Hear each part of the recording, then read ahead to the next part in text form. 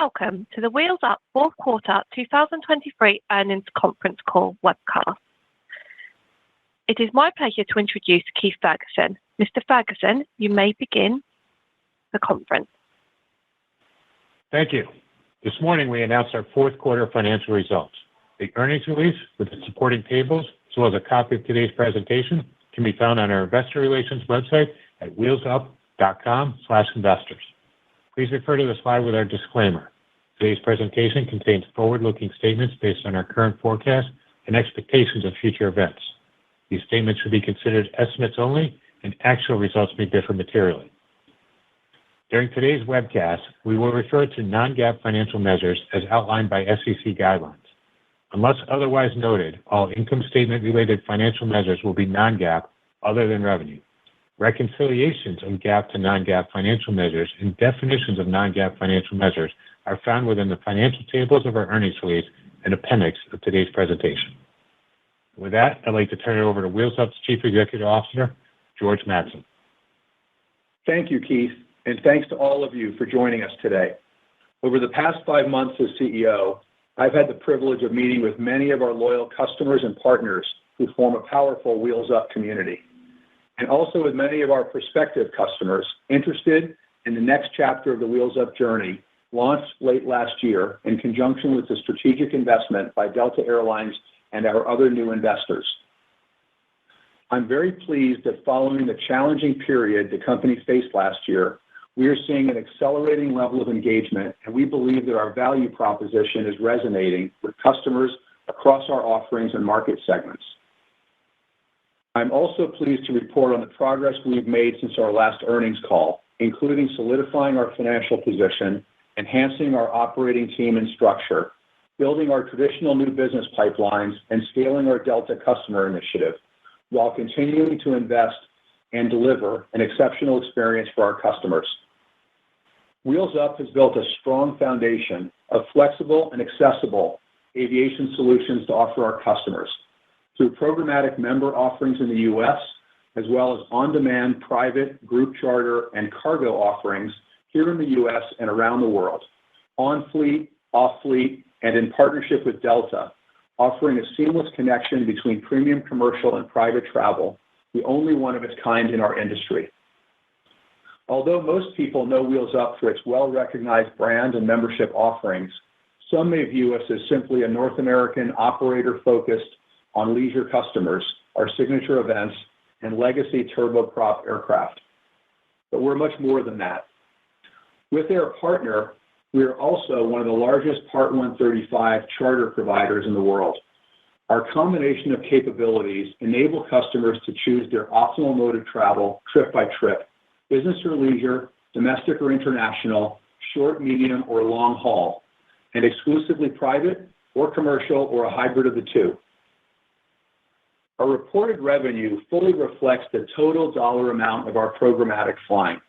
However, we only recognize in GAAP revenue a fraction of the total spend of our charter customers on those flights.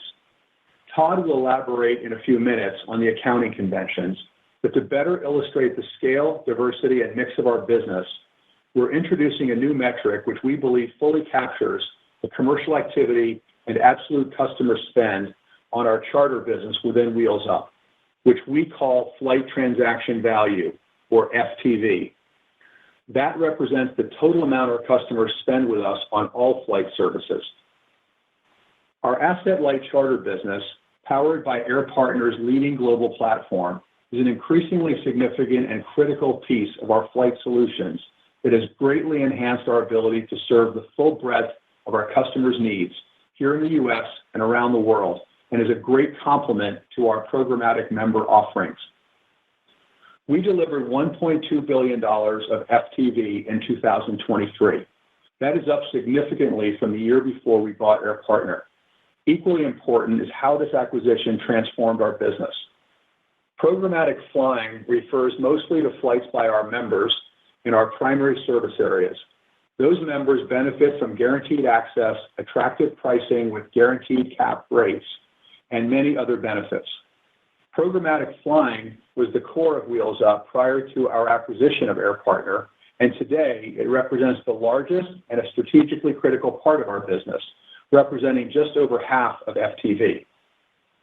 Our charter business is a large and growing component of FTV. In addition to private jet charter, we also offer group charter for 15 or more passengers and cargo transportation for high-value, time-critical, customized solutions. Our charter capabilities have significant scale and are a growing and profitable business for us. We are one of the largest charter brokers in the world. The United States is our largest market, but not our only market. With the acquisition of Air Partner, we expanded our global reach and now have access to growth opportunities around the world. With our robust capabilities, we are growing with high-value corporate customers. Today, corporate flying represents over 1/4 of our FTV, and we expect corporate to be a larger segment of our business over time as we focus across the business on corporate opportunities and leverage our strategic partnership with Delta. We're forging a tighter integration with Delta's sales team and are seeing strong interest in our offerings from among their largest and most important customers. We believe a balanced mix of individual and corporate flying would be ideal to allow us to shape demand, drive asset utilization, and scale access across our network, and improve our overall operations and profitability by smoothing our flying volumes seasonally as well as across the days of the week. I'm really excited about our leadership position in the market, where we're heading, and the opportunities in front of us. So let me now turn to the steps we're taking to strengthen the company and position us for a sustainable and profitable future. First, we significantly strengthened our financial position with the addition of $490 million of committed capital, led by Delta. That includes the mid-November second closing of our term loan, in which we welcomed new investors, Core Capital and Whitebox Advisors. Our cash balance was up sequentially, as we had previewed, and we ended the year with over $260 million of cash to fund our operations, as well as a $100 million undrawn revolver from Delta. As we announced last month, we beefed up our management team by adding operations talent that brings a collective 250+ years of operating expertise, much of that coming from our partner and industry leader, Delta Air Lines. Today, expanding our presence in Atlanta, we have what I believe is the best operations team in the industry, and I'm confident they will help us continue our journey to lead the industry and to share with you our progress. Along those lines, I'm very proud of our strong and improved customer service metrics. In our last quarter report, my first as CEO, we started down the path of greater transparency and communication on our performance, including committing to provide regular updates of our completion rates and on-time performance. I'm pleased to report that our completion rates and on-time performance have improved significantly over the past year and remain in line or above two key internal targets, with the first being at least a 98% completion rate and the second being over 85% on-time performance. We define on-time performance as takeoff, or wheels up, within 60 minutes of scheduled time. These metrics include all sources of delay: weather, air traffic control, unscheduled maintenance events, and even customer delays. Wheels Up is the first company in private aviation to disclose these types of performance metrics, and it reflects our confidence and our commitment to provide an exceptional experience to our customers. We are more than happy to compete on a transparent and open playing field. Beyond operations, we've also made significant improvements on the commercial side of our business. We brought in additional leadership resources to lead the integration of our scheduling, pricing, and revenue management. These functions form the nucleus of our commercial engine that positions us to better shape demand and drive revenue optimization that works hand in hand with the capacity and scale of our network. We expect our efforts will result in greater optimization of pricing and revenue management, greater choice and differentiation for our customers, and higher incremental margins for Wheels Up. I'm pleased to see corporate customers committing to fly with us. They represent an increasing percentage of our customer mix and see the value in our broad capabilities, flexible offerings, and the top-notch service we provide. That's why our pipeline of new business continues to grow, and I expect further wins through our integrated selling efforts with the Delta corporate team. So before I hand it over to Todd for the financial review, let me summarize the three foundational pillars of our strategy. First is to become the best run and most reliable private aviation company in the world. I detailed the enhancements we made to our leadership team and our ability to leverage the unrivaled resources of our strategically aligned partner, Delta. Our state-of-the-art member operations center in Atlanta, the heartbeat of our operation, has been critical to an improvement in our service, and I'm confident our operations team will lead the industry in service delivery as we see additional benefits associated with the completion of the consolidation of our operating certificates later this year. We remain committed to be transparent with our customers and will continue to share our operating metrics. We encourage our competitors to do the same. Second is to provide the broadest array of flexible and accessible aviation solutions in the industry by seamlessly integrating our Wheels Up program and Air Partner global charter offerings and effectively connecting our offerings to Delta's premium commercial platform. We want to meet every customer's needs flight by flight, with the aircraft they need, where they need it, whether they fly exclusively private or want to combine Delta and Wheels Up offerings into a single aviation relationship. Third, we will invest in the customer experience and look at how we can enhance every aspect of that experience, every touch point and every process to make flying Wheels Up as simple and convenient as possible.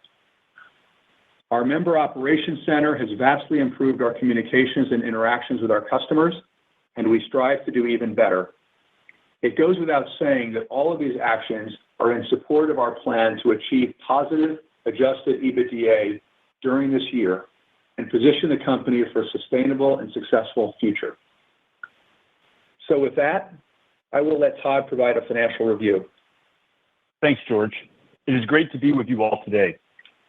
For the financial review, I will focus on three topics: highlights from our fourth quarter performance, additional color on the mix of our business from a flight transaction value perspective and why that's important, and our plan to deliver on our commitment to achieve positive adjusted EBITDA in the year. Starting with this quarter's highlights, revenue was $246 million for the quarter. More than half of the year-over-year decline was the result of lower aircraft sales revenue and divesting of our aircraft management business at the end of the third quarter, which allowed us to focus on our core operations. Flight revenue was down year over year as we continued to execute on our plan to focus on our network strengths where we have an advantage and can be profitable. Along those lines, our charter volumes were up approximately 20% year over year, reflecting the success of our efforts to shift our mix to more profitable charter flying as we increasingly serve our customers with an integrated global aviation solution.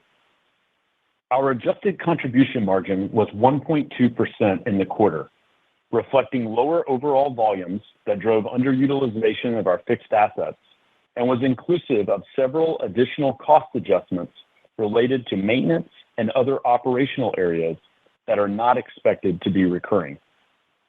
Over the past 12 to 18 months, we have been on a very focused journey to enhance and mature our financial processes and further strengthen our control environment as a public company. I am pleased with the progress we have made in this area, and we recognize the importance of maintaining strong controls relative to our financial and information technology processes. Our team has made significant progress in reducing our operating expenses, which were down $14.7 million sequentially and by far the lowest level since first quarter 2022, which was before we bought Air Partner. That improvement is driven by our restructuring efforts, the sale of our aircraft management business, and disciplined spending on our technology, sales, and marketing efforts. Adjusted EBITDA loss was $38.1 million for the quarter. While that is improved year over year, it is down sequentially, partially reflective of the adjustments I described earlier. We have made key structural improvements in our service offering and cost structure that create the foundation on which we can grow and set the business on a path to be sustainably profitable.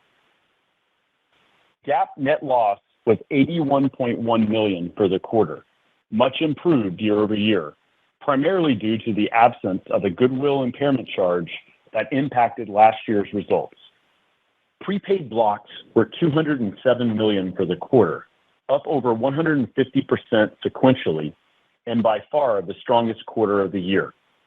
This reflects normal seasonality as well as our improved financial position and continued strong interest in our service offering from corporate and individual member flyers.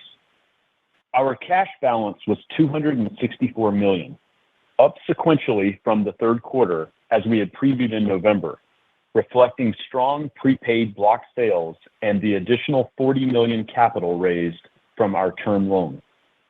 We ended the quarter with total liquidity plus reserve deposits of $384 million, which includes the undrawn revolver from Delta and the $20 million EETC reserve deposit. We expect future cash balances will be driven by improving profitability through continued cost control and a higher mix of flying by our charter and corporate customers, as well as managing our working capital. We expect block sales will increase over the course of the year, and we will remain disciplined on our capital expenditures. Now I will transition to our new metric George introduced, called Flight Transaction Value, or FTV. We believe FTV better illustrates the true size and breadth of our business, and it allows us to better highlight the success of our efforts to grow our more profitable charter business and drive a higher mix of corporate flying, which generally comes with higher incremental margins. Let me explain how the reporting convention we currently use understates the size of our charter business. Our reported revenue includes the full amount paid by our customers for our programmatic flying, but only a fraction of our customers spend on charter flights. We report our charter revenue on a net basis, only recognizing the difference between what we pay to charter the aircraft and the amount that we charge our customer.